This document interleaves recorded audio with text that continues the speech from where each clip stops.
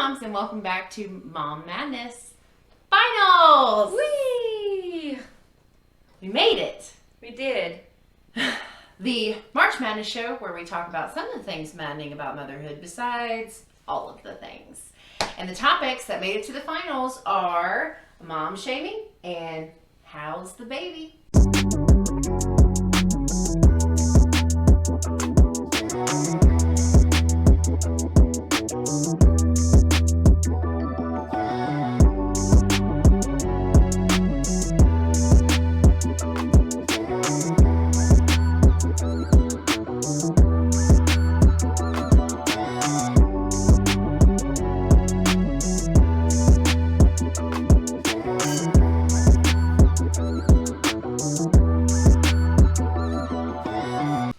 So for the finals, our rules are slightly different once again. So we will have 2 minutes to talk about each topic. And what we discovered going back through the last comments and all of the comments is there are some topics that so many people have in common for these things, like so many things for these topics. So we're just gonna hit on those topics during our 2 minutes, and then we're really gonna try to discuss some of them in our time together. And again, teal is for Angel, pink is for Melinda, and Mike's gonna toss for us, and Angel gets to call. Calling the air. Tails. It is tails. All right. Angel gets to go first. Mom shaming. Are you ready? Yep, I'm ready. Okay, so mom shaming. So the three big things that we saw that were really common for most women that they felt like they were mom shamed for is the first one was breastfeeding. The second one had to do with co-sleeping. And then the third one was milestones, which is a big one apparently. So with breastfeeding, it goes a couple of different ways. You can be shamed because you don't want to. You can be shamed and made to feel like you're not doing enough when you aren't able to be successful, even though you've tried literally everything you can do. And then one of the things that I went through was after I went back to work, I struggled with milk production, which a lot of women do when you're not around your baby all the time. Like it just isn't always the best experience. So where I actually had a friend in my life that was literally every time I had a hard day, just told me to quit. You should quit. You should quit. So there was no support at all. And I think that all three of those things are all different types of mom shaming when it comes to breastfeeding, which again, we support Fed is best. So that's really frustrating. So then of course the second thing was the co-sleeping, which is something I said I would never do. And I actually got a lot out of it. So I think that when you decide to co-sleep with your children, it's okay to get them used to the new world. And that's something that isn't anybody's business but your own. And then the last thing, of course, is milestones. People have the tendency to make you feel like you aren't doing something right because your child isn't doing a textbook move up in the different milestones that they have to meet, or their kid did it at this age, or well their kid wasn't doing that, or they just have this tendency to make you feel like you're not doing enough. So milestones was another really big one that we came across that moms feel the need to voice their opinions on and make other moms feel bad. So those are the three biggest things that we saw in mom shaming.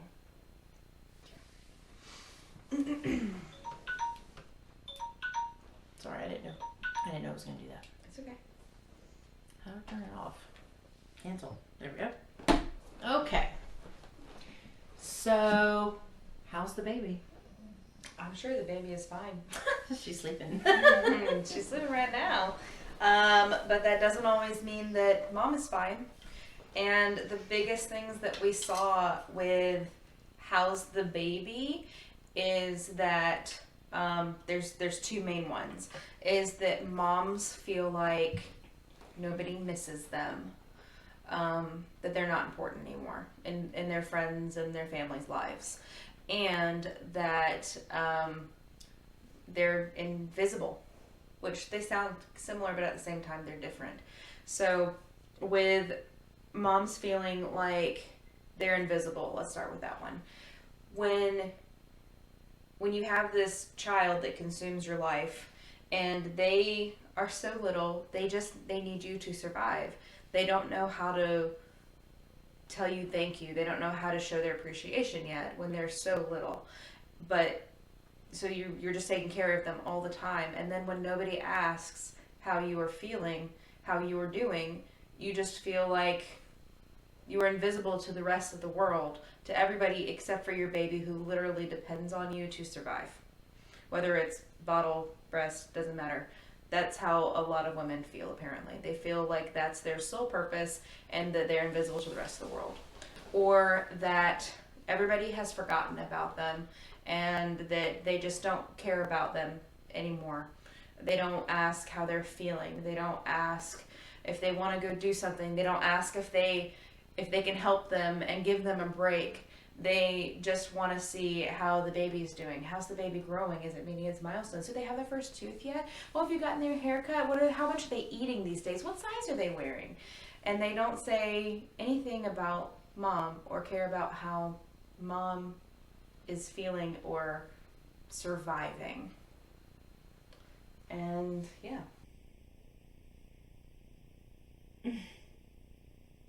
They're big topics. They are. Yeah, they are. They're super big topics. I think it's interesting, like, and I know we've talked about this and we will probably continue to talk about this. I'm sure. But one of the things that sucks the most is I feel like all of these cases with, postpartum depression and women who seriously struggle and, I feel like so much of that could be avoided if we were just better support systems for each other. And I think that doesn't matter what topic you're talking about. I think that remains, that seems, that's definitely a truth. But I think that, like, when it's so interesting, like, I think it's just as bad to be so pro breastfeeding than it is to be so against it that you judge moms who do breastfeed. I think it goes both ways.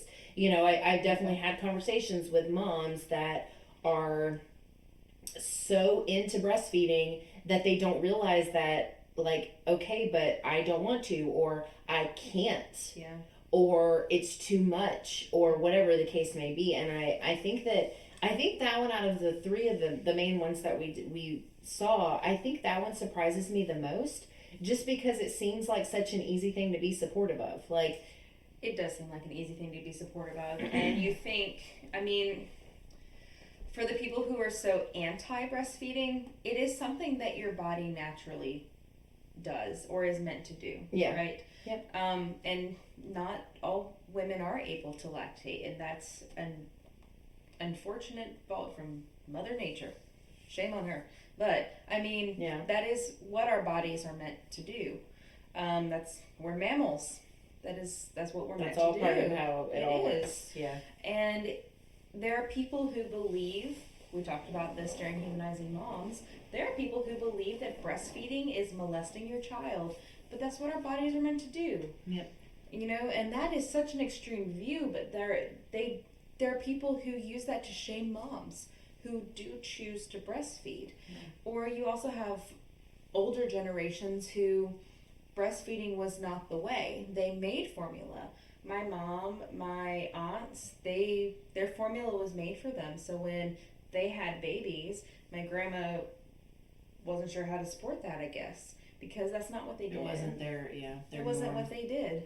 And, you should never shame somebody because their body isn't doing what you think it should be doing. Yeah, because trust me, they're struggling with it too. They are. Like, it's not easy to want to breastfeed and not be able to when you're literally, like, especially for me, being surrounded by people that were incredibly successful. Like, that's not easy. So, it's a fine line between being supportive of what someone wants to do without being overly pushy, I think. Right. Because, like, like when I talk to you or when I talk to Dawn about really wanting to give up, the support to continue was there, but the understanding that I didn't want to was also there. Yeah. And I think that matters. And of course my situation was a little bit different because it basically just, like, nothing was there anymore after a surgery, but that one's weird for me. And then, like, when I think about, like, the co-sleeping thing, I pre-kids was one of those people that was like, I would never co-sleep. Now, part of that, some of that is a safety thing for me, and some of it was because I know that it can create bad habits. So, I had a sibling that died of crib death, and my dad, ever since that happened, he's very weird about baby sleeping in the bed, and that's not even what happened. Like, he's just so paranoid about suffocation, and I think some of that's instilled in me just from hearing about it. But I was so paranoid about, like, the safety element, falling off the bed, not being so tired and not realizing. Fun fact, when you become a mom, you never sleep again. But, you know, like, it was just one of those things that we kind of did on an accident, and then it felt so good to me because I got closeness with Ollie that I didn't get otherwise. And it eased some of those things that you worried about before, right? Yeah. Didn't it calm some of the anxieties of him being in the other room? Yeah, it did. And because we ended up sleep training early because I felt like he was ready, and then, you know, and that was the other thing was I didn't want him sleeping with us until he's 30. Yeah, it's weird. So it was one of those things where, like, I mean, I think you have to make those choices on your own, Right. and it's fine if you don't agree with things. That's Yes. definitely not what we're saying, but it's one of those things where, like, you can be supportive and not agree on things. Absolutely. We do it all the time. It happens all the time. Yes, yes, it really Yeah. does. But you shouldn't shame somebody for doing what works for their family. Yeah. That's the biggest thing, regardless of what the topic is. Don't shame another mom for trying her best and doing what works for their family. It may not work for you, but it works for them. So support them, or at least be a shoulder for them if Yeah. they need it. Don't put them down because you don't agree with things. Yeah, if you're not you know? going to be a support, just shut up. Like, just Yeah. don't say anything at all. Just mind your own business and keep to yourself.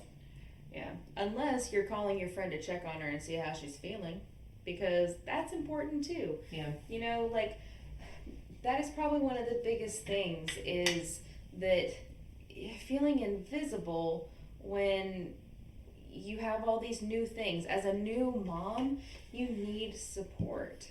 You need support conversationally, even if it's just a text message to say, hey girl, I hope you're doing good today. That was one of the things when I joined MOPS, that the MOPS International sends out a Tuesday text every single week. And it's not always something that's biblical. A lot of times it's just something that's inspirational. Or the other day it was that you've probably already reheated your coffee 3,000 times today, but you know, you're going to make it, or something like that.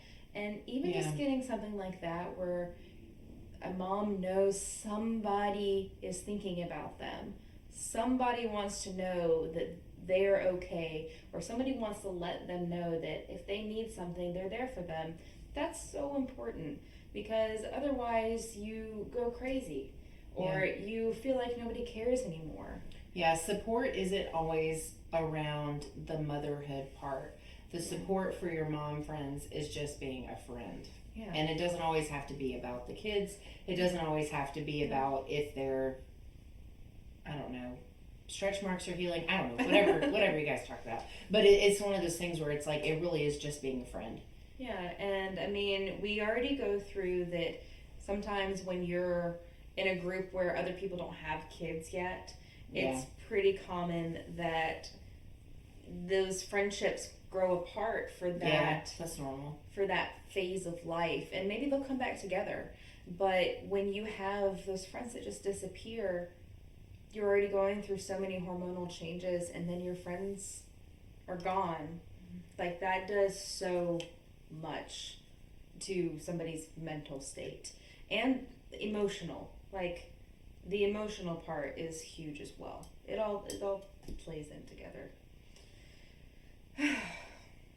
We got more to say, but we're going to reserve it. We got a conclusion. We do have another one coming up for you guys, because we still need your input. Like, what do you think is more maddening, upsetting, frustrating, whatever whatever speaks to you emotionally about these topics? Which one do you want to tell us about? Mom shaming, or how's the baby?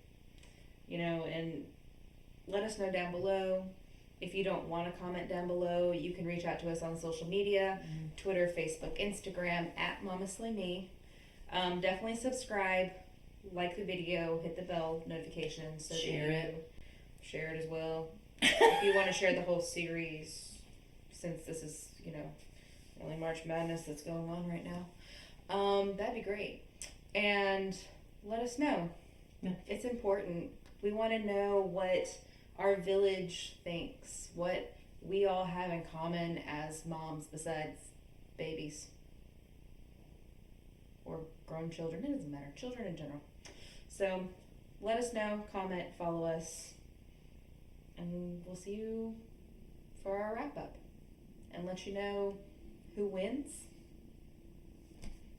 Bye, moms.